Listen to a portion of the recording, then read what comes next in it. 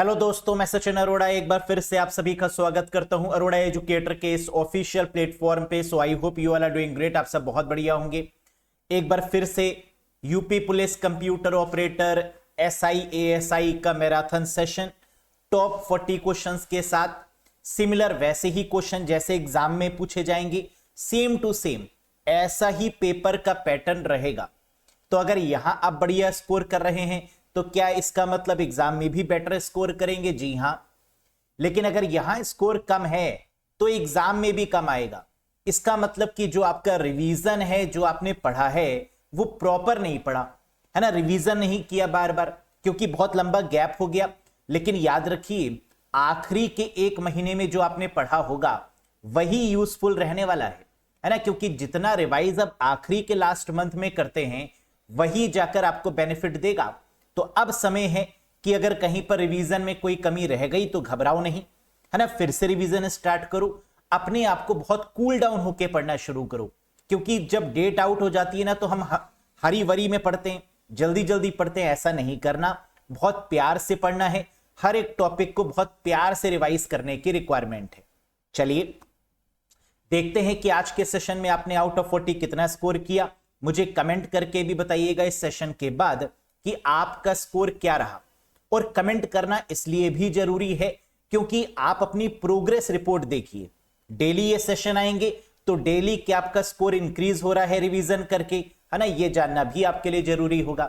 चलिए, तो एग्जाम की डेट आप जानते हैं, 1 नवंबर को आपका कंप्यूटर ऑपरेटर है और 2 नवंबर को एसआई एएसआई का एग्जाम है ना। तो ऑल दी बेस्ट तो है, लेकिन ऑल दी बेस्ट बोलने से पहले आपको वो बेस्ट प्रूफ करना होगा, है ना। बहुत मेहनत से पढ़ाया है मैंने आपको कंप्यूटर ऑपरेटर के लिए, एसआई एएसआई के लिए, प्रोग्रामर के लिए, तो अब मेहनत बेकार नहीं करनी। चलिए फटाफट से शुरू करते हैं दोस्तों। सिलेबस आपको मालूम है कंप्यूटर ऑपरेटर का कहां कहां से क्वेश्चन बनेंगे। इन्हीं टॉपिक्स को आपको जो हमने पढ़ाया है वैसे ही रिवाइज करना है। इंट्रोडक्शन में ये सारे parts, DBMS, PC software, office automation, workplace productivity tool, MS Word, Excel, PowerPoint, Access, ये सब, computer networking, internet, emerging technologies, web publishing, Boolean algebra, data structure, और साथ ही साथ प्रीवियस ईयर्स में जो क्वेश्चन पूछे गए उनको भी ध्यान में रखना होगा कि वो किस टॉपिक से पूछे गए हैं। यस, तो यही स्ट्रेटजी आपको काम करेगी प्रिपरेशन के दौरान।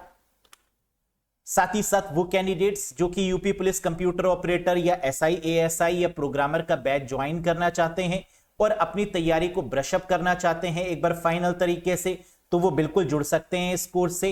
Videos, PDF, mock test, MCQs के साथ टॉपिक वाइज यहां पर आपको पढ़ाया गया है। साथ ही साथ आप कैसे इसको ज्वाइन कर सकते हैं, अरोड़ा एजुकेटर एप्लीकेशन को इंस्टॉल करिएगा गूगल प्ले स्टोर या आईओएस स्टोर की मदद से। लिंक आपको डिस्क्रिप्शन बॉक्स और कमेंट बॉक्स में भी मिल जाएगा। क्लिक करके डायरेक्टली आप इस कोर्स से जुड़ सकते हैं।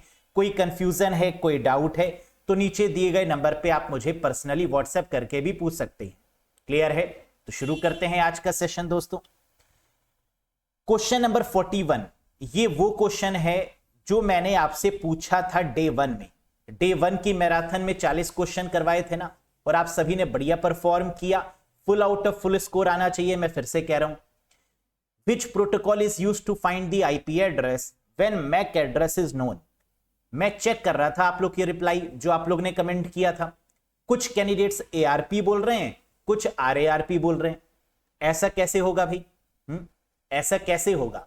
दो आंसर क्यों आ रहे हैं जब आप सबने पढ़ाई करी है? तो फाइंड द आईपी एड्रेस, जब मैक एड्रेस ज्ञात हो और हमें आईपी एड्रेस ढूंढना हो तो इसके लिए हम कौन सी प्रोटोकॉल यूज करते हैं? आरएआरपी यूज करते हैं ना, रिवर्स एड्रेस रेजोल्यूशन प्रोटोकॉल। तो करेक्ट आंसर होगा ऑप्शन 1, आरएआरपी। अब जरा बहुत अच्छे से ध्यान रखो, मैंने लिख भी दिया है ताकि आप कंफ्यूज ना हो। अगर आईपी एड्रेस को खोजने की बात करेंगे, आईपी एड्रेस को फाइंड करने की बात करेंगे तो आरएआरपी होगा, और अगर मैक एड्रेस को फाइंड करने की बात करेंगे तो एआरपी होगा, एड्रेस रेजोल्यूशन प्रोटोकॉल। ये बहुत इंपॉर्टेंट क्वेश्चन है और ये एग्जाम में आएगा ही आएगा, है ना, वेरी वेरी इंपॉर्टेंट वन। तो यहां पर जितने भी क्वेश्चन करवाए जा रहे हैं, है ना, उनको हल्के में मत लेना।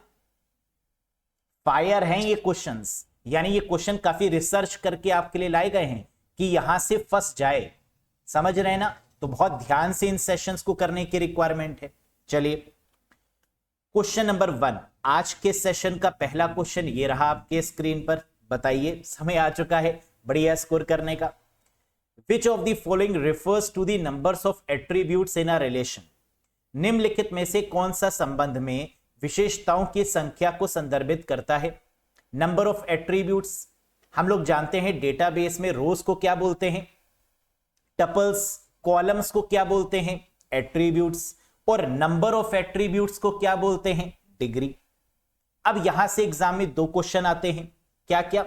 Number of tuples in a relation पूछे कि कितने नंबर ऑफ टपल्स हैं एक रिलेशन में, तो इसे बोलेंगे कार्डिनैलिटी, जिसको रिलेशनशिप भी बोलते हैं। Number of attributes in a relation पूछें तो आंसर क्या होगा? डिग्री। यहां क्या पूछा गया था? नंबर ऑफ एट्रीब्यूट्स, जिसे कॉलम्स भी बोलते हैं एट्रीब्यूट्स को, दैट इज कॉल्ड डिग्री। याद रहेगा ना, कंफ्यूज तो नहीं होंगे एग्जाम में? Very good. Relational schemas and other metadata about relation are stored in a structure called, again database से दूसरा क्वेश्चन कह रहे संबंध परक स्कीमा और संबंधों के बारे में अन्य मेटाडेटा को डैश नामक संरचना में संग्रहित किया जाता है। मेटाडेटा का मतलब बिल्कुल सही, data about data, that is called a metadata. और मेटाडेटा को जहां पर हम स्टोर करते हैं, क्या वो एक डिक्शनरी होती है? जी हां, यानी data dictionary is the correct answer. अब डिक्शनरी में क्या होता है ना, अगर आप लोग अल्फाबेट वाली डिक्शनरी उठा के देखें तो उसमें क्या बहुत सारा डेटा होता है, वर्ड होता है, उसका मीनिंग होता है, यही तो होते हैं। तो इसका मतलब क्या वो डेटा अबाउट डेटा है? Yes, that is called Meta data. तो मेटा डेटा के कलेक्शन को जहां पर वो स्टोर होता है उसे क्या बोलते हैं? That is called a data dictionary. याद रखेंगे, ये है आपकी डेटा डिक्शनरी, जहां पर name, data type, description is required, यानी एक नॉर्मल टेबल गिवन है और इस टेबल में कॉलम्स आपको गिवन है, अब ये आपको फिल करना है। तो that is called a metadata, relational schema और a data dictionary. Next, what is CRUD? Stands in database operation. Database संचालन में CRUD की फुल फॉर्म क्या है? बताइए। जब हम DBMS की बात करते हैं, डेटाबेस मैनेजमेंट सिस्टम की बात करते हैं, या RDBMS की बात करते हैं, रिलेशनल डेटाबेस मैनेजमेंट सिस्टम की बात करते हैं, तो इसमें CRUD का मतलब क्या होता है? क्रिएट, रीड, अपडेट और डिलीट। यानी क्रिएट करना, रीड करना डेटा को, उसको अपडेट करना, उसमें चेंजेस करना, उसमें मॉडिफिकेशंस करना, और फाइनली उसको डिलीट करना, that is called a CRUD। Create, read, update और डिलीट। वेरी गुड, टैलेंटेड तो हैं आप लोग, है ना, घमंड नहीं करते। नेक्स्ट देखो, which of the following are TCL commands? निम्नलिखित में से कौन सा TCL कमांड है? बहुत आराम से, ज्यादा भावुक होकर आंसर मत दीजिएगा, है ना, कई बार क्वेश्चन को पढ़िए, बहुत आराम से देखिए। TCL का मतलब क्या होता है? Transaction controlling language. जब आप ट्रांजैक्शन को कंट्रोल करते हैं तो क्या क्या होता है? या तो ट्रांजैक्शन होगा या तो नहीं होगा। अगर होगा तो उसे क्या बोलेंगे? कमिट। और अगर नहीं होगा ट्रांजैक्शन तो पैसे वापस आ जाएंगे, that is called roll back. तो इसका मतलब TCL कमांड यहां पर क्या होगा? कमिट होगा और रोल बैक होगा, यानी option number 4 is the right answer. समझ के करना इंपॉर्टेंट है ना। जब हम किसी ट्रांजैक्शन को करते हैं तो डेबिट क्रेडिट होता है ना, पैसा पहुंच गया, नहीं पहुंचा तो क्या होता है? रोल बैक हो जाता है, वापस आ जाता है। तो कमिट एंड रोल बैक। लेकिन TCL में टोटल कमांड कितने होते हैं? 3, एक कमिट, एक रोल बैक और एक सेव पॉइंट। सेव पॉइंट का मतलब होता है उस ट्रांजैक्शन को परमानेंट सेव करना, कि किस डेट में वो ट्रांजैक्शन हुआ, उसका रिकॉर्ड मेंटेन करना, हिस्ट्री मेंटेन करना, that is called a save point. Clear है? Very good. Next, which of the following are DCL commands? SQL में जो कमांड्स होते हैं वो कौन से होते हैं? DDL, DML, DCL, TCL, DQL, यही होते हैं ना। तो DCL कमांड पूछा गया क्या होता है? DCL का मतलब डेटा कंट्रोलिंग लैंग्वेज, और डेटा को कंट्रोल कैसे करते हैं? या तो डेटा के राइट्स देते हैं या तो राइट्स को ले लेते हैं। राइट्स को देना ग्रांट और राइट्स को वापस ले लेना रिवोक। तो आंसर क्या होगा? Option number 3 grant and revoke. बल्ले बल्ले है, very good. Next, relationship of data in one database table with respect to another table is called. एक डेटाबेस तालिका में डेटा का दूसरी तालिका के संबंध में संबंध क्या कहलाता है? रिलेशनशिप का मतलब क्या होता है? डेटाबेस में जब कभी भी रिलेशनशिप की बात होती है तो इसे कार्डिनलिटी भी बोलते हैं, है ना। आपने पढ़ा है कि relationship is also called as cardinality. और यहां पर कार्डिनलिटी कितने प्रकार की होती है? 3 मेन कार्डिनलिटीज आर देयर। कितने तरीके की रिलेशनशिप है, कितने तरीके की कार्डिनलिटी है? 3 प्रकार की। 1 to 1, जैसे एक हस्बैंड एक वाइफ, है ना, 1 to 1 हो गया। एक स्टूडेंट एक टीचर से पढ़ रहा है, 1 to 1। 1 to many, एक स्टूडेंट सभी टीचर से पढ़ रहा है ना। 1 to many, यही करते हैं ना आप लोग एग्जाम में, हर एक को फॉलो कर लेते हैं, जहां से जो मिले लेते चलो। Many to many, many to many का मतलब कई सारे टीचर्स कई सारे स्टूडेंट्स को पढ़ा रहे हैं, मैनी टू मैनी हो गया। तो 1 to 1, 1 to many और मैनी टू मैनी। यस, आगे बढ़िए। Dash was a text based procedural oriented programming language and database management system. आएगा ही आएगा ये question, very very important one. कह रहे डैश एक टेक्स्ट आधारित प्रक्रियात्मक रूप से उन्मुख प्रोग्रामिंग भाषा और डेटाबेस प्रबंधन प्रणाली थी। इसे क्या बोलते? हिंदी वैसे काफी टफ होती है ना, इंग्लिश तो आसान होती है कंपैरेटिवली। बताओ, टेक्स्ट बेस्ड का मतलब होता है MS एक्सेस नहीं, फॉक्स प्रो। जी हां, ऐसी डेटाबेस लैंग्वेज जो टेक्स्ट बेस्ड मानी जाती है, प्रोसीजरल ओरिएंटेड है, इसे बोला जाता है क्या? That is called FoxPro. यानी option number 2 is the right one. और ये फॉक्स प्रो किस कंपनी की लैंग्वेज है? माइक्रोसॉफ्ट की। माइक्रोसॉफ्ट का विजुअल फॉक्स प्रो, नाम तो सुना ही होगा। Yes, next. ये भी बहुत प्यारा क्वेश्चन है। सारे ही क्वेश्चन वही लेकर आया हूं जो एग्जाम में पूछे जाने की पॉसिबिलिटी 100% है ना, बस पढ़ने वाले आप होने चाहिए। Dash is the database commonly used for running online transaction processing. OLTP की फुल फॉर्म भी याद रखो, ऑनलाइन ट्रांजैक्शन प्रोसेसिंग। जब आप ऑनलाइन बैंकिंग करते हैं, जब आप ऑनलाइन कोई भी ट्रांजैक्शन करते हैं, चेक करते हैं अपना ऑनलाइन बैलेंस, इसको क्या बोलते हैं? OLTP, online transaction processing. Data warehousing DW and mixed, यानी OLTP और DW का कॉम्बिनेशन क्या होता है? डैश एक डेटाबेस है जिसका उपयोग आमतौर पर ऑनलाइन लेन देन प्रसंस्करण OLTP, डेटा वेयर हाउसिंग और मिश्रित OLTP और DW डेटाबेस वर्कलोड चलाने के लिए किया जाता है, दैट इज कॉल्ड ओरेकल। इतना भारी भरकम काम कौन कर सकता है? बड़ा डेटाबेस सॉफ्टवेयर, और उसका नाम क्या होगा? That is called Oracle. Clear है? Next, which of the following is a NoSQL database? बताइए बताइए बताइए, निम्नलिखित में से कौन सा NoSQL डेटाबेस है? SQL का मतलब होता है दोस्तों स्ट्रक्चर्ड क्वेरी लैंग्वेज, जबकि NoSQL का मतलब होता है वो लैंग्वेज जो स्ट्रक्चर को फॉलो ना करे। जैसे हमारे पास एक डेटाबेस है, अगर हमें कहीं से डेटाबेस मिलता है तो क्या वो स्ट्रक्चर होता है? कई बार तो वो स्ट्रक्चर होता है, लेकिन 90% वो डेटा नॉन स्ट्रक्चर होता है, जिसे बोला जाता है NoSQL। तो यहां पर पूछ रहा है कि NoSQL डेटाबेस कौन सा है? आंसर है MongoDB। ये है आपका NoSQL डेटाबेस। लेकिन ये आंसर तभी दे पाएंगे जब आपको सारे NoSQL डेटाबेस के नाम पता होंगे। MySQL क्या है? SQL डेटाबेस है। MariaDB क्या है? SQL नेचर का है। Oracle क्या है? SQL नेचर का है। लेकिन NoSQL में क्या क्या आएगा? MongoDB, Apache CouchDB, Couchbase, Cassandra, React, HBase, Redis और Neo4j, है ना। ये नाम याद रखिएगा NoSQL जो स्ट्रक्चर्ड डेटाबेस नहीं है, जो प्रॉपर फॉर्मेट में डेटाबेस नहीं है, that is called no SQL database. Clear है? Next, elements in an array are access. बताइए, किसी सरणी में तत्वों तक पहुंच प्राप्त की जाती है कैसे? बोलो बोलो। रैंडमली, सीक्वेंशियली, एक्सपोनेंशियली या लोगैरिथमिकली?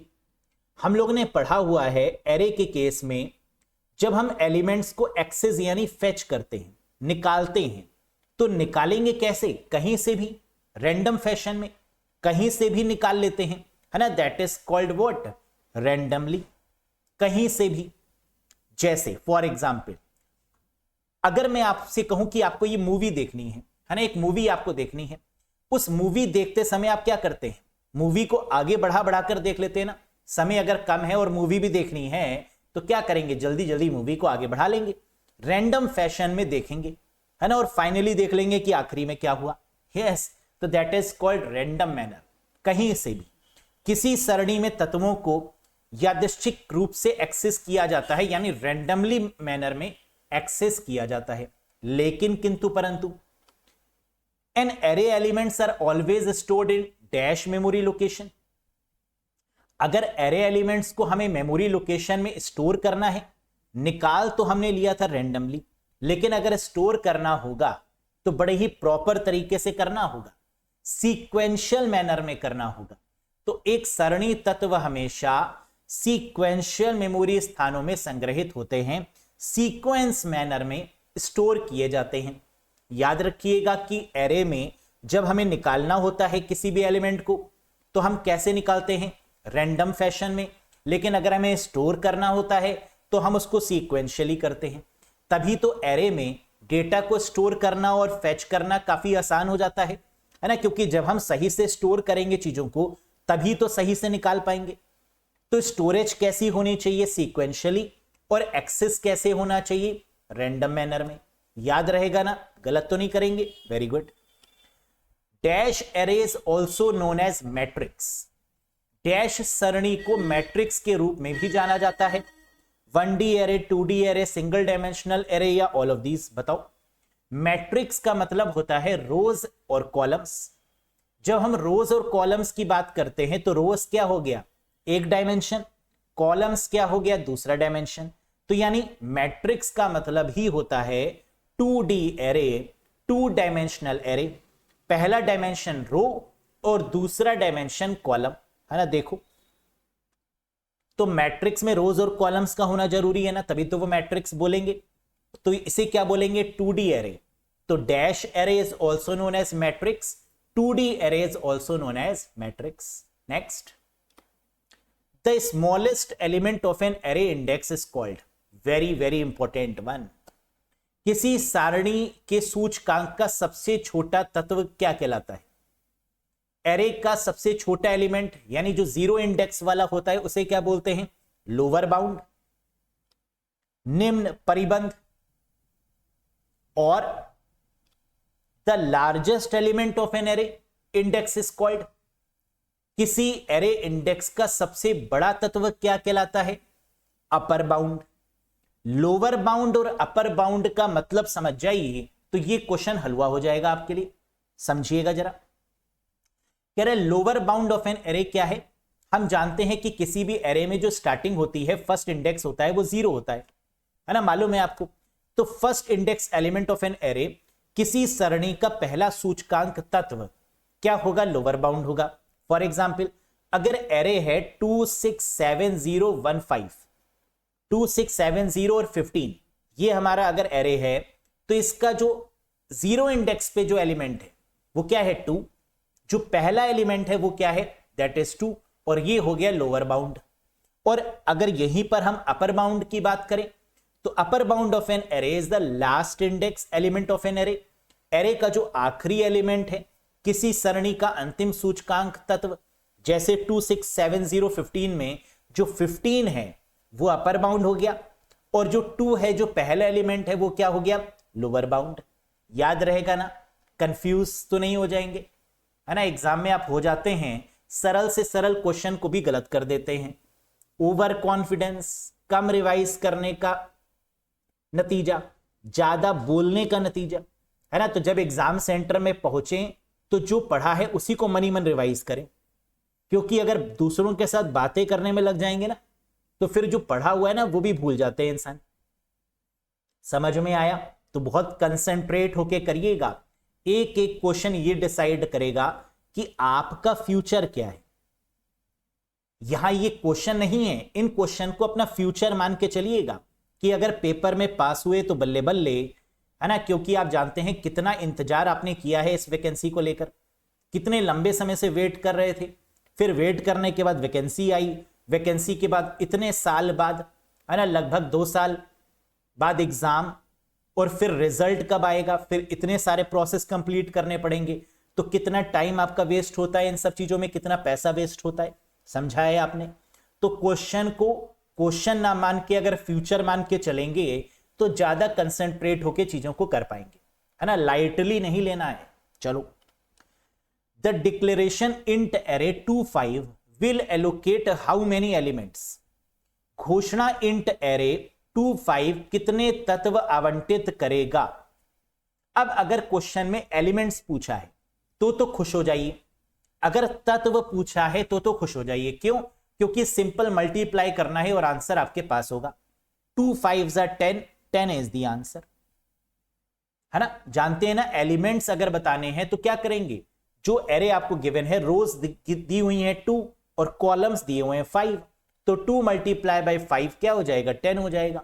लेकिन किंतु परंतु, इधर आओ, यहां कंफ्यूज होते हैं आप, मुझे पता है ना, यहां कंफ्यूज होते हैं आप। The declaration int array 25 will allocate dash byte. घोषणा इंट एरे 25 डैश बाइट्स आवंटित करेगा। यहां पर भी कुछ कैंडिडेट्स क्या करते हैं बताए, 2 5s are 10, 10 लगाकर आ जाएंगे, कहेंगे सही है मेरा। कैसे हो पाएगा भाई? बाइट्स में आपको क्या करना होगा, इंटीजर का बाय डिफॉल्ट साइज आपको पता होना चाहिए, तभी आप कर पाएंगे, क्योंकि 2 into 5 तो होगा, इसके साथ में इंटीजर जो बाय डिफॉल्ट है साइज वो भी तो होगा, और इंटीजर का बाय डिफॉल्ट साइज क्या होता है, 4 बाइट। तो 5 into 2 या 2 into 5 10, 10 into 4 दैट इज 40, यानी आंसर होगा ऑप्शन नंबर 4 दैट इज 40। एक बार फिर से देखो, कह रहा है इंटीजर एरे 25 2 पंक्तियों 5 स्तंभों के साथ एक 2D सरणी बनाता है। बिल्कुल सही। रोज कितनी है, 2, और कॉलम्स कितने हैं, 5, है ना। ये 2 डायमेंशनल एरे है। कह रहे पूर्णांक यानी इंटीजर मान का आकार बाय डिफॉल्ट क्या होता है, 4 बाइट। अगर आपको ये दिया हुआ है कि इंटीजर 4 बाइट का है या इंटीजर का कोई भी साइज दिया है तो डायरेक्टली मल्टीप्लाई कर दीजिएगा, लेकिन यहां पर इंटीजर का कोई भी साइज नहीं दिया तो आप किससे मल्टीप्लाई करेंगे, 4 से, क्योंकि इंटीजर मान का आकार 4 बाइट्स के बराबर होता है। तो 2 into 5 into 4 कितना हो गया, 40 bytes, that is the correct answer. अब क्वेश्चन में यह भी तो हो सकता है इंटीजर की जगह पर कुछ और दे दें, कोई और डेटा टाइप दे दें, तब क्या करेंगे, क्योंकि मैंने आपको इंटीजर का बाय डिफॉल्ट तो बता दिया, लेकिन अगर इंटीजर की जगह पर फ्लोट दे देते हैं तो क्या करेंगे, या कोई और डेटा टाइप दे दें तो क्या करेंगे, ये करेंगे। तो आपको यह पता होना चाहिए कि by default value of data type, data प्रकार की जो बाय डिफॉल्ट वैल्यू है वो क्या होती है। इंटीजर की 4 बाइट, लॉन्ग की 8 बाइट, फ्लोट की 4 बाइट, डबल की 8 बाइट, बूलियन ट्रू और फॉल्स 1 बिट, कैर 2 बाइट, बाइट के केस में 1 बाइट और शॉर्ट के केस में 2 बाइट। तो अगर ये याद है तो यहां पर अगर इंटीजर की जगह पर कुछ और दिया होता, है ना, अगर फ्लोट दिया होता तो भी आप 4 से मल्टीप्लाई करते, लॉन्ग दिया होता तो आप 8 से मल्टीप्लाई कर देते। समझ गए ना इस बात को? Very good. Next, a Q is also called a dash system. कतार को डैश प्रणाली भी कहा जाता है। और ये क्वेश्चन इंपॉर्टेंट है, क्यों? क्योंकि जल्दी में कैंडिडेट गड़बड़ करता है इस क्वेश्चन में। हम जानते हैं क्यू डेटा स्ट्रक्चर किस प्रकार का होता है, FIFO, first in first out. Q का मतलब क्या है, जो पहले लाइन में आया वो पहले निकलेगा, या जो देर से आया वो देर से निकलेगा, ये भी तो कह सकते हैं। तो फर्स्ट इन फर्स्ट आउट भी सही है और लास्ट इन लास्ट आउट भी सही है। तो क्यू को फिफो भी बोलते हैं और लिलो भी बोलते हैं। तो ऑप्शन 1 भी सही है और ऑप्शन 3 भी सही है। क्लियर है? और क्यू डेटा स्ट्रक्चर से कम 4 क्वेश्चन मिलेंगे, है ना, इतना इंपॉर्टेंट है ये क्यू डेटा स्ट्रक्चर। देख लीजिए, कंप्यूटर ऑपरेटर ऐसा ही प्रीवियस ईयर पेपर उठा के, है ना, भरमार मिलेगी आपको क्वेश्चन की क्यू डेटा स्ट्रक्चर की। बताओ, there are dash different types of queue. कतार के डैश विभिन्न प्रकार होते हैं। क्यू डेटा स्ट्रक्चर कितने टाइप्स की होती है, जल्दी से बताओ। 2, 3, 4, 5। Very good, and the correct answer is 4। 4 प्रकार के क्यू डेटा स्ट्रक्चर होती हैं। कौन कौन सी? सिंपल क्यू, जिसको लीनियर क्यू भी बोलते हैं, सर्कुलर क्यू, प्रायोरिटी क्यू और डी क्यू यानी डबल एंडेड क्यू। तो ये नाम आपको याद रखने हैं कि क्यू डेटा स्ट्रक्चर कितने प्रकार की होती हैं, 4। और ये क्वेश्चन भी एग्जाम में आ चुका है कि सिंपल क्यू को और क्या बोलते हैं, लीनियर क्यू। लीनियर क्यू को और क्या बोलते हैं, simple queue. Circular queue, priority queue और D queue, that is called double ended queue. Clear? Next, initially the queue is empty. Queue की जो कंडीशंस मैंने आपको पढ़ाई थी वो बहुत इंपॉर्टेंट है ना, क्योंकि क्वेश्चन यहां से आता है। बताओ, initially the queue is empty and value of front and rear is both. कह रहा है प्रारंभ में अगर कतार खाली है, मान लीजिए कि एक क्यू है, एक लाइन है, वो खाली है, तो आगे और पीछे, फ्रंट और रियर का मान क्या होगा, 0, 1, -1 या 2। हम जानते हैं अगर क्यू हमारी खाली है तो फ्रंट और रियर -1 के बराबर होता है। याद आया? Answer is -1। कैसे, देख लीजिए, ये हमारा इंडेक्स है 0, 1, 2, 3, 4। अगर क्यू हमारी खाली है तो क्या होगा, फ्रंट और रियर क्या होगा, बराबर, यानी फ्रंट इज इक्वल टू -1 और रियर बराबर -1। तो फ्रंट और रियर का मान क्या हो जाएगा, -1। दैट इज कॉल्ड खाली क्यू यानी एम्प्टी क्यू। क्लियर हो गया? नेक्स्ट देखो, when one element is added to queue the value of front and rear is. कह रहे जब कतार में एक तत्व जोड़ा जाता है तो आगे और पीछे का मान क्या होगा, 0, 1, -1 या 2, बताइएगा। अब हमने क्या किया, क्यू में उठा के एक एलिमेंट को रख दिया, तो अब जो आपका जो वैल्यू है, जो वन एलिमेंट ऐड कर रहे हैं, तो क्यू की वैल्यू क्या होगी, बिल्कुल सही, फ्रंट और रियर का जो मान होगा वो 0 होगा। क्यों 0 होगा, इधर आइए समझिए, ये क्यू है, अब इसमें हमने एक एलिमेंट उठा के रख दिया, दैट इज 7। कहां रखा, 0 इंडेक्स पे, तो अब इंडेक्स यहां पर क्या है, 0, क्योंकि शुरुआत किससे होगी, एक तरीके का एरे है ना ये, शुरुआत किससे होगी, 0 से। समझ में आया? तो जब खाली है हमारी Q, when Q is empty the value of front and rear, इस केस में फ्रंट और रियर का मान क्या होगा, -1। और जब इसमें एक तत्व आके गिर गया, जब इसमें एक एलिमेंट आके गिर गया, तो अब इसका मान क्या हो गया, दैट इज 0। समझ में आ गई बात? Very important one. Next, queue is said to be empty when the value of front is at dash और डैश। कतार को खाली तब कहा जाता है जब सामने का मान डैश या डैश पर होता है। अभी हमने पढ़ा खाली का मतलब -1। क्या -1 कहीं लिखा है, जी हां, ऑप्शन नंबर 3 में। क्या -1 फ्रंट और रियर दोनों होगा, जी हां, फ्रंट बराबर -1 और रियर बराबर -1, यानी ऑप्शन 3 हो जाएगा सही जवाब। समझ में आ गया? तो उसी क्वेश्चन को घुमा के पूछ लिया गया, लेकिन अगर कॉन्सेप्ट तगड़े हैं, है ना, तो बल्ले बल्ले है, तो आप कर लेंगे क्वेश्चन को। Next, in a queue if value of front pointer is equal to rear pointer.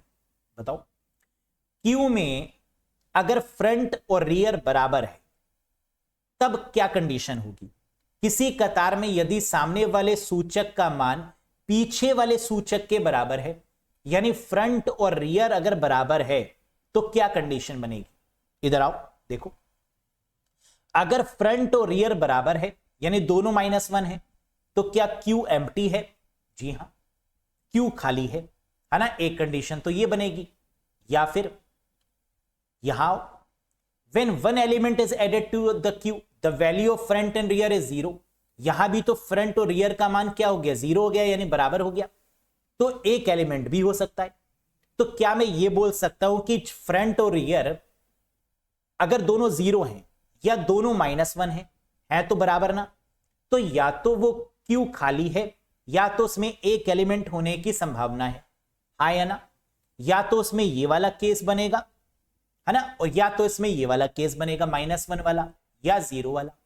इसका मतलब उसमें एक तत्व हो भी सकता है और नहीं भी। इसका मतलब may have one element, is empty नहीं, इज फुल नहीं, हैज वन एलिमेंट। देखो अगर तुम ध्यान से देखो तो इसका मतलब पहला सही है, क्योंकि फ्रंट और रियर अगर बराबर होगा तो इज एम्प्टी की कंडीशन होगी, है ना, -1 एम्प्टी है। हैज वन एलिमेंट भी हो सकता है, क्योंकि फर्स्ट भी सही है और 3 भी सही है। तो इसका मतलब कि क्यू या तो खाली है या तो उसमें एक एलिमेंट है, तभी फ्रंट और रियर बराबर है। तो आंसर क्या बनेगा हमेशा, मे हैव वन एलिमेंट। एक एलिमेंट होने की पॉसिबिलिटी है, वो हो भी सकता है, वो नहीं भी हो सकता, है ना। ये क्वेश्चन में कैंडिडेट या तो एम्प्टी लगाकर चले आते हैं या हैज वन एलिमेंट लगाकर चले आते हैं, जबकि इसका सही जवाब क्या होगा, मे हैव वन एलिमेंट। एक एलिमेंट हो भी सकता है और नहीं भी। अगला क्वेश्चन आओ। In a queue data structure this condition means, queue data संरचना में इस स्थिति को क्या कहा जाता है, जहां फ्रंट 0 है और रियर 2 है। तो इसका मतलब कुल कितने एलिमेंट हैं, एम्प्टी है क्यू, 1 एलिमेंट है क्यू में, 2 एलिमेंट्स है क्यू में, या 3 एलिमेंट्स हैं क्यू में। हम जानते हैं एलिमेंट कितने होंगे, रियर +1। फ्रंट अगर 0 है यानी पहला इंडेक्स अगर 0 है, उसके बाद में रियर मतलब पीछे वाले 2 एलिमेंट और हैं, तो टोटल कितने हो गए, 3। आंसर क्या होगा, 3 एलिमेंट्स इन अ क्यू, यानी option number 4 is the right answer. एक बार समझो, कह रहा फ्रंट का मान 0 है तो फ्रंट में 0 रख दो, और रियर में कितने हैं, 2 एलिमेंट्स, यानी 2 एलिमेंट और हैं। तो मैंने कहा मान लीजिए कि फ्रंट जो कि 0 इंडेक्स है उस पर 20 एलिमेंट एक पड़ा हुआ है, और रियर में 2 एलिमेंट, पीछे की तरफ 2 एलिमेंट पड़े, 30 और 40 या 40 और 30। तो टोटल एलिमेंट्स कितने हो गए, यहां पर 3 हो गए ना। तो answer is 3 elements in a Q. समझ में आया, very good. Next, BCD, very very important one, binary coded decimal. The BCD equivalent of decimal number 7 is, बताओ दशमलव संख्या 7 का BCD समतुल्य क्या होगा। बस BCD में आपको क्या याद रखना है कि BCD 4 बिट का होता है ना। बाइनरी कोडेड डेसिमल है, ये कितने बिट का होता है, 4 बिट का। अब इसका मतलब 7 अगर दिया है तो इसको बाइनरी में कन्वर्ट कर लो, लेकिन 4 बिट में कन्वर्ट करना होगा। 4 बिट का मतलब 1248, 2 की पावर 0, 2 की पावर 1, 2 की पावर 2, 2 की पावर 3। 1248 में किसको जोड़ें कि 7 आ जाए। तो आपने कहा सर बहुत सिंपल है, 4, 2 और 1 को जोड़ने पर 7 आ जाएगा। तो 4, 2 और 1 की जगह पर क्या आ जाएगा, 1, 1, 8 की जगह पर आ जाएगा 0। तो आंसर क्या हो गया, 0 1 1 1 कहीं दिया है, जी हां, option 1 is the right answer. कर लेंगे ना।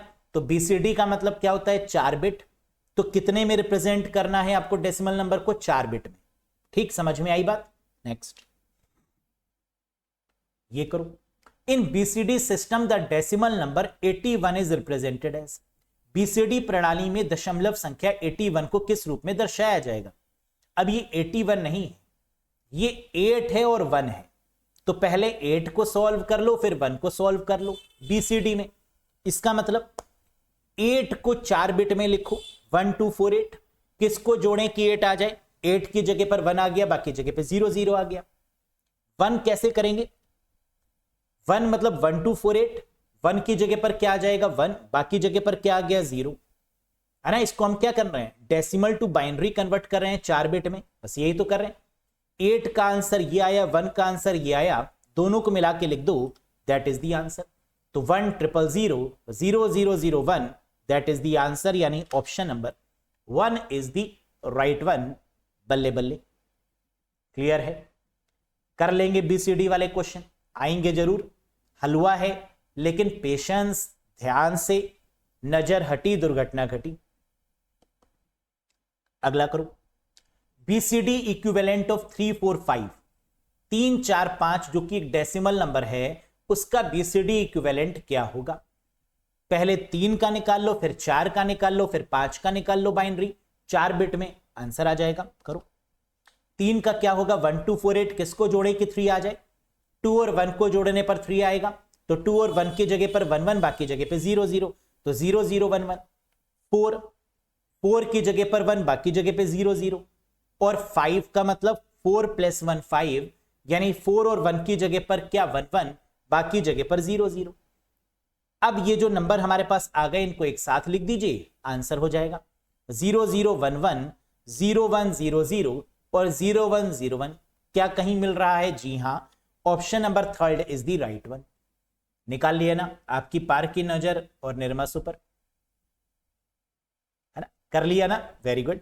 नेक्स्ट देखो, which of the following is prefix representation of infix representation?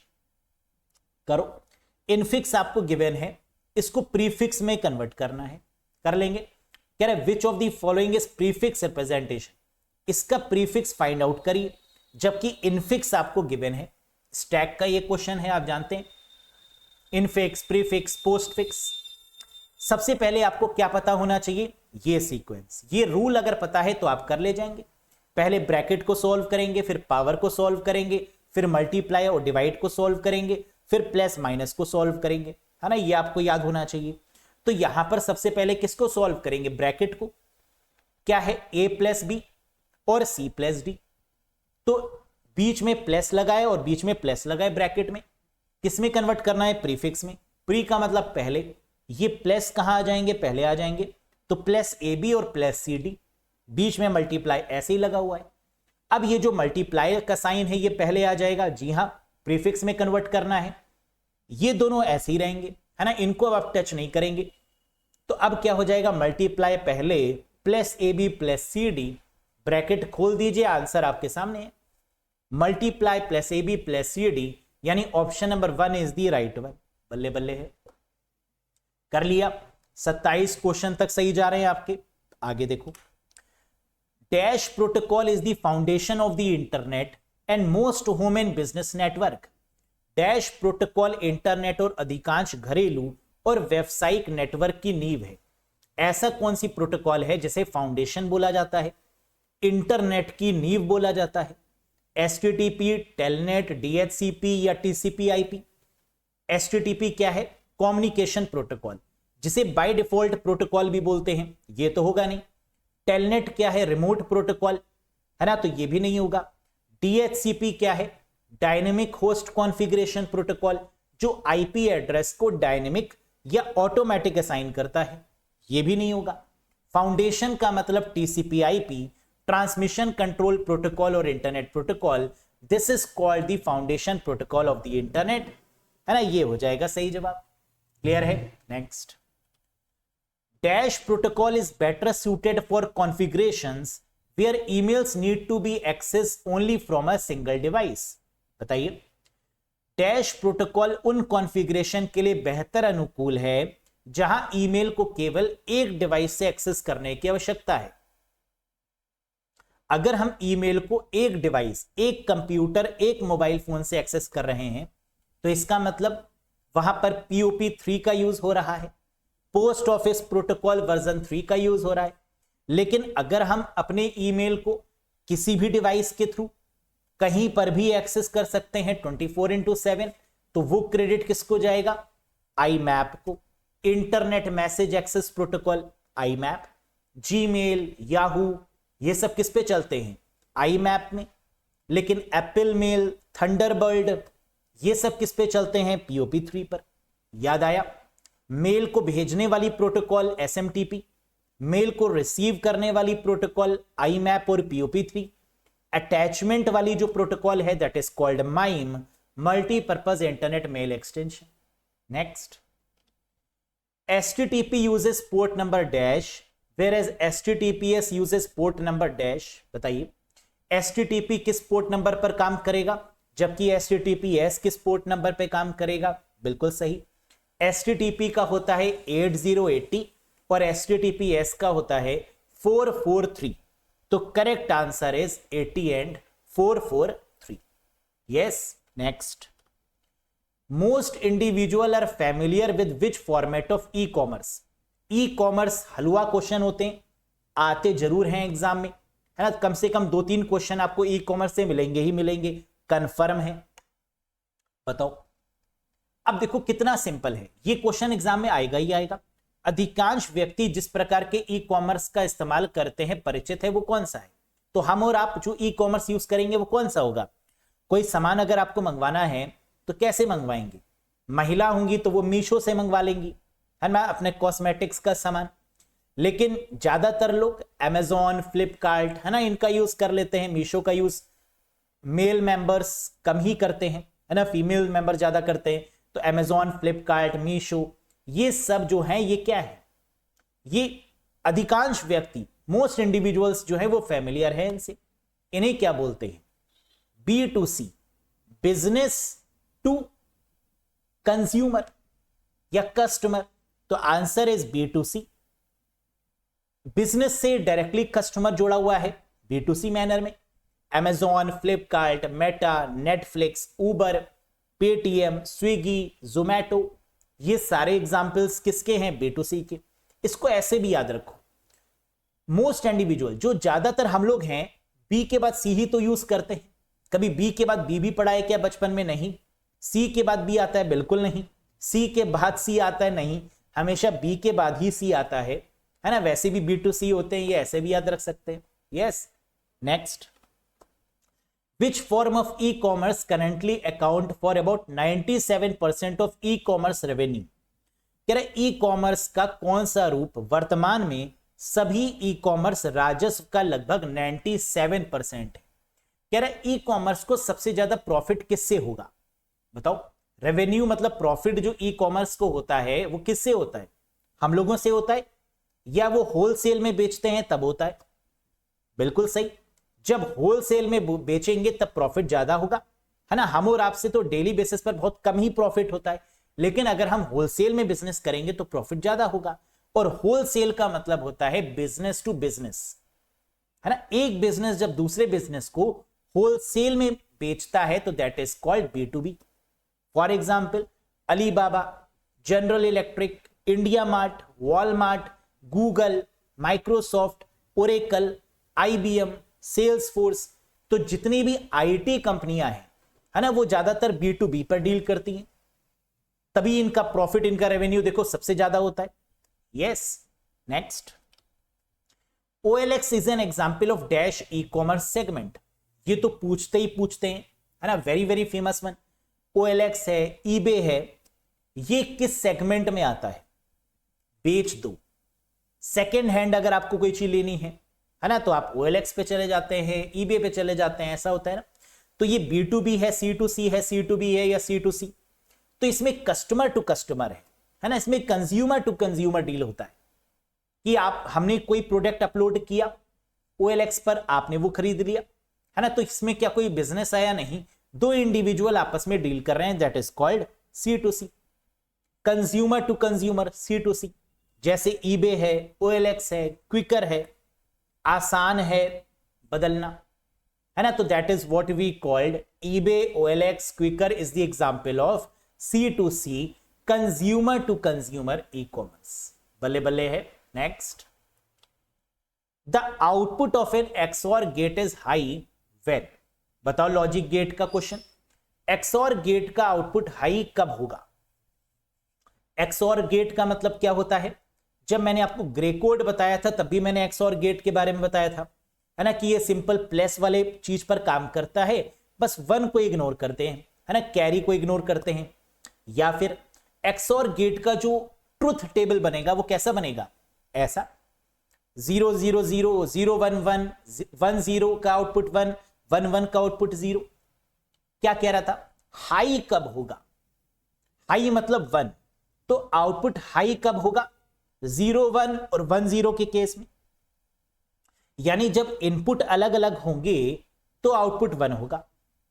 When input is different then output is 1।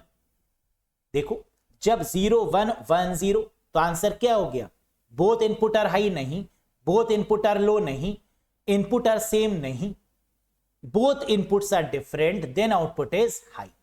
Yes.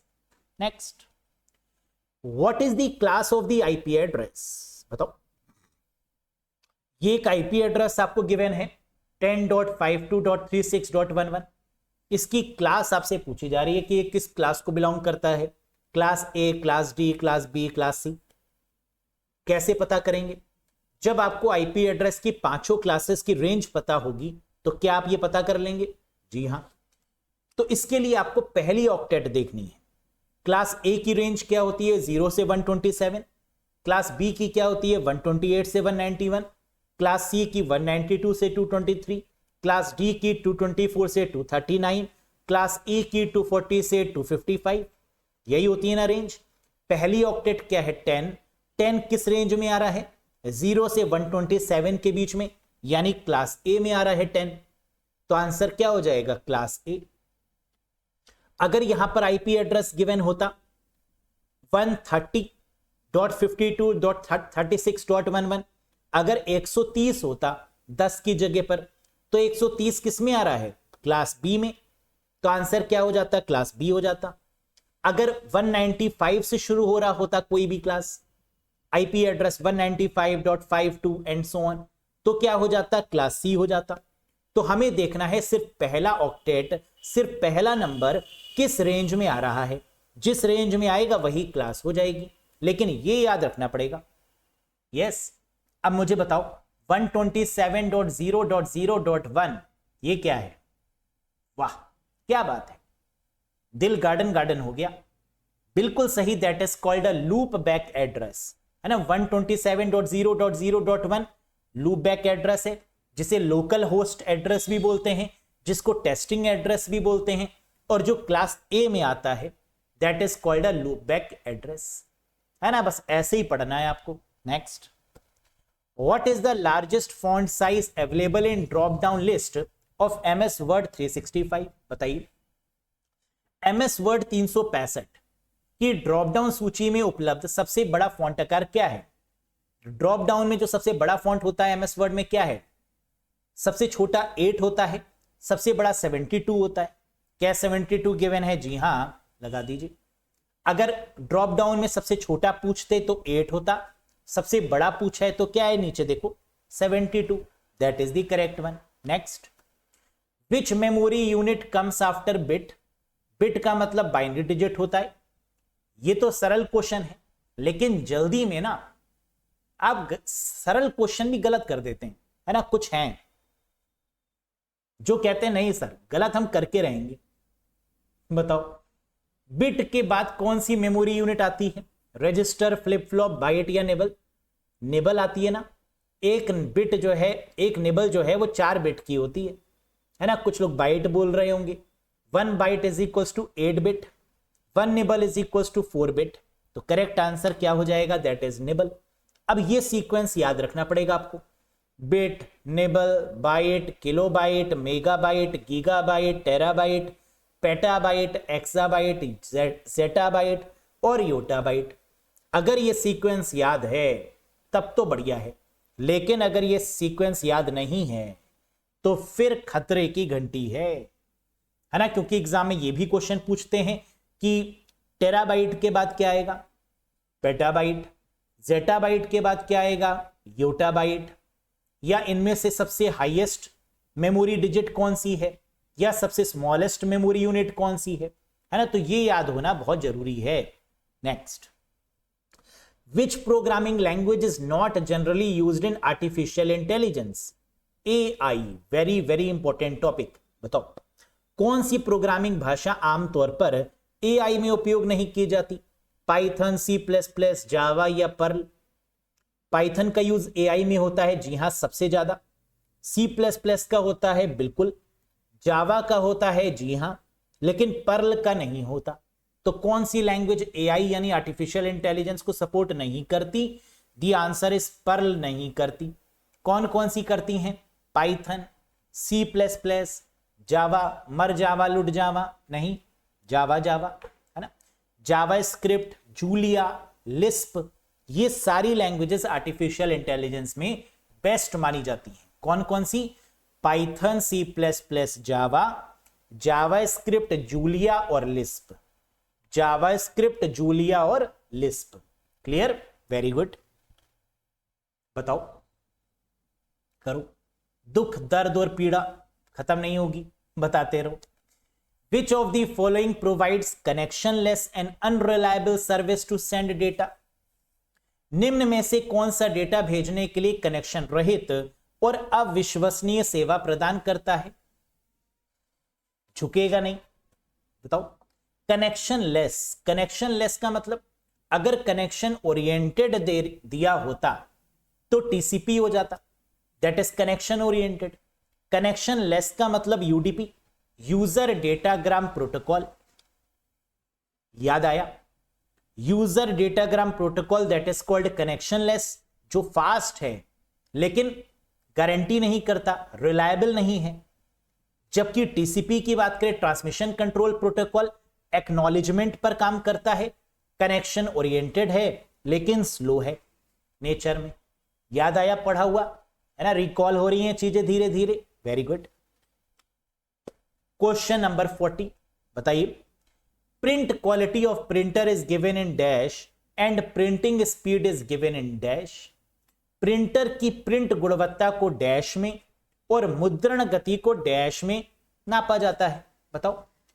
Print quality को हमेशा किस में नापेंगे? डीपीआई, डॉट पर इंचेस में। जबकि प्रिंटिंग की स्पीड थर्मल, इंकजेट और लेजर प्रिंटर में किस में नापेंगे? पीपीएम, पेजेस पर मिनट में। तो आपने बिल्कुल सही किया विचार। The option is not 4, that is option 3, DPI and ppm, that is the correct answer. तो प्रिंट क्वालिटी, जब भी रेजोल्यूशन या क्वालिटी की बात करेंगे तो आंसर क्या होगा? डीपीआई, डॉट पर इंचेस। और जब भी स्पीड की बात करेंगे तो क्या होगा? पीपीएम, पेजेस पर minute, that is the correct answer. तो आउट ऑफ 40 आपने कितना स्कोर किया? कमेंट करके बताइएगा।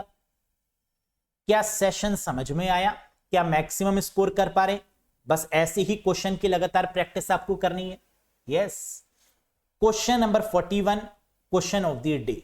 बताइए इसका आंसर कमेंट बॉक्स में कमेंट करके। What is the address size of IPv6? जरूर आएगा एग्जाम में।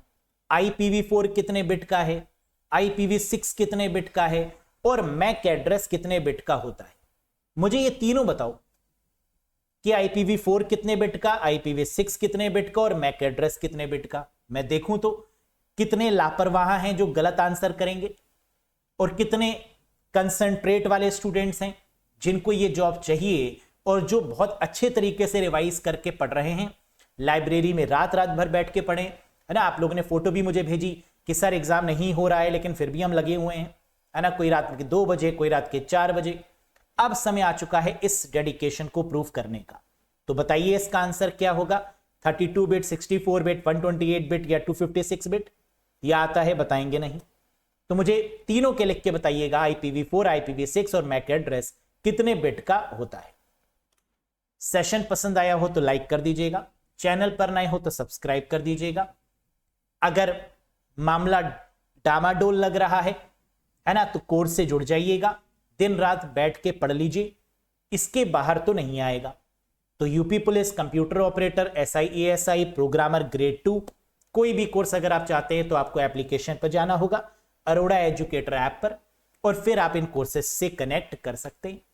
यस। कोई कंफ्यूजन, कोई डाउट है तो कमेंट में कमेंट करके बता दीजिए। किसी क्वेश्चन में कोई डाउट होना नहीं चाहिए, लेकिन फिर भी अगर कोई डाउट है तो पूछ लीजिएगा कमेंट करके, मैं रिप्लाई कर दूंगा। That's all for today guys. मेहनत करते रहिए, है ना, क्योंकि अगर आप चाहेंगे तो सिलेक्शन तो आप ही लोग लेंगे, है ना, आप ही में से लेंगे। जो बढ़िया परफॉर्म करेगा, कंपटीशन का दौर है, जो बढ़िया परफॉर्म करेगा जीतेगा वही। तो हार नहीं माननी, बढ़िया तरीके से रिवीजन करना है, स्टेप बाय स्टेप तरीके से प्रैक्टिस करनी है। 10-10, 12-12 घंटे बैठ के पढ़ लो, 14 घंटे पढ़ लो, 15 घंटे पढ़ लो, है ना, क्योंकि ये दिन वापस से नहीं मिलने वाले। अब ज्यादा समय भी नहीं है, तो जितना इस टाइम पर आप रिवाइज करेंगे उतना ही कॉन्फिडेंस बिल्डअप होगा, और आप जिस पोस्ट के लिए जा रहे हैं उसमें कॉन्फिडेंस भी चाहिए, है ना, और उसमें लगन भी चाहिए। UP police, yes. तो that's all for today guys, thank you very much, bye bye and take care. मिलते हैं नेक्स्ट सेशन में कुछ और important MCQs, exam oriented MCQs के साथ में, है ना। ध्यान रखिए अपना, बहुत जल्द मिलेंगे। Bye bye guys.